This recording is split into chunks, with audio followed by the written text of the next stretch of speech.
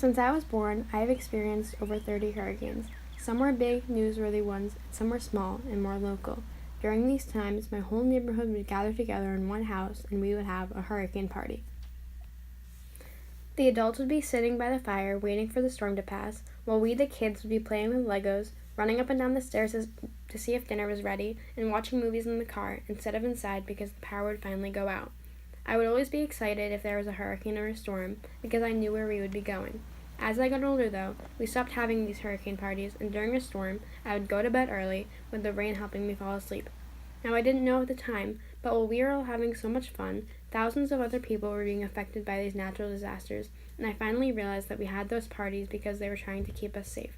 They were trying to keep us from going outside and getting hurt, whether it be from a branch that flew off a tree or slipping and falling on the wet grass from the downpour earlier. They were trying to keep us safe. It wasn't until this year when I experienced the biggest hurricane of all, Honors English. I was no longer protected from the dangers of the storm. I was outside the whole time, soaked with rainwater, cold, worried, and scared. I went through many different phases of this hurricane of a year.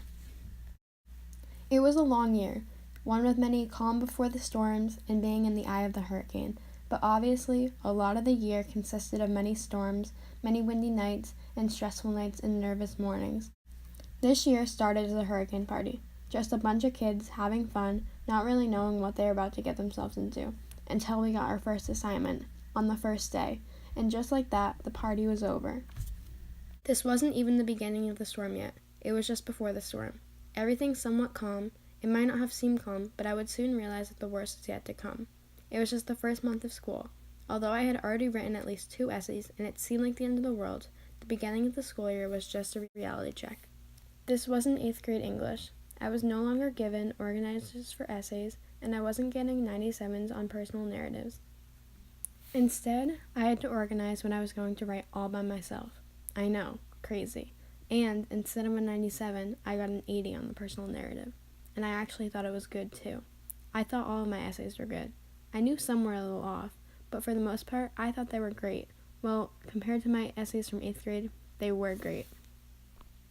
But compared to everyone else in honors, they were just, Even though they weren't the best, I would still turn in an essay every other Friday, and it became a routine.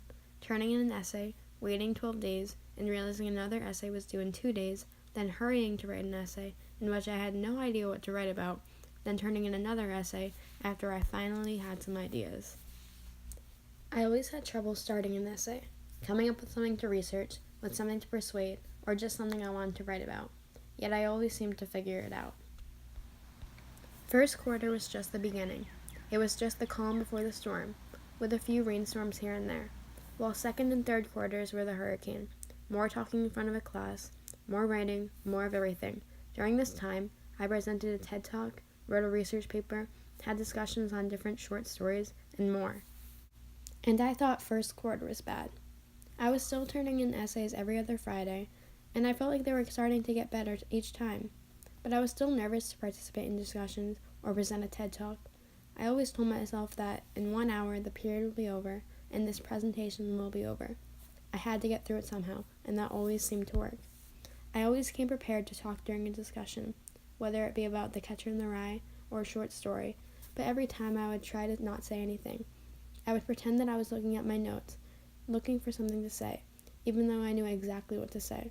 I was always scared that it was completely wrong, or I would talk too quietly, but either way, I would be embarrassed. Talking in class, any class, has always been hard for me. I would always want to say what I thought about that line in the poem, or the meaning of that scene, but I always knew that someone would say something better, and more correct. When I did participate, though, I always felt like I accomplished something. I know for some people, talking in front of a class is super easy and comes naturally to them, and thinking of it as an accomplishment would be weird, but for me, it's not super easy, so when I did get enough courage to say something, I felt proud of myself.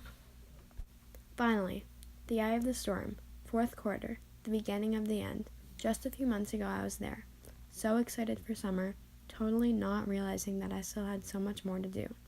There was still some hurricane left in the year. We were just starting the poetry unit. That meant the poetry slam, which meant performing a poem in front of the class for 3 minutes. I was not ready for that. I still needed to finish my final portfolio, and write 4 more extra essays, and I needed to write a script for the end of the year video. But it was all coming to an end. We were cleaning up the fallen branches and getting ready for another hurricane party. Summer. Throughout this year, I went through downpours, windy nights, power outages, just one big storm. But without this hurricane, I wouldn't have been prepared for whatever comes next. I would still be inside, protected by the storm, not able to grow up and realize what high school is like. And it's not like 8th grade English. And it's not like a hurricane party.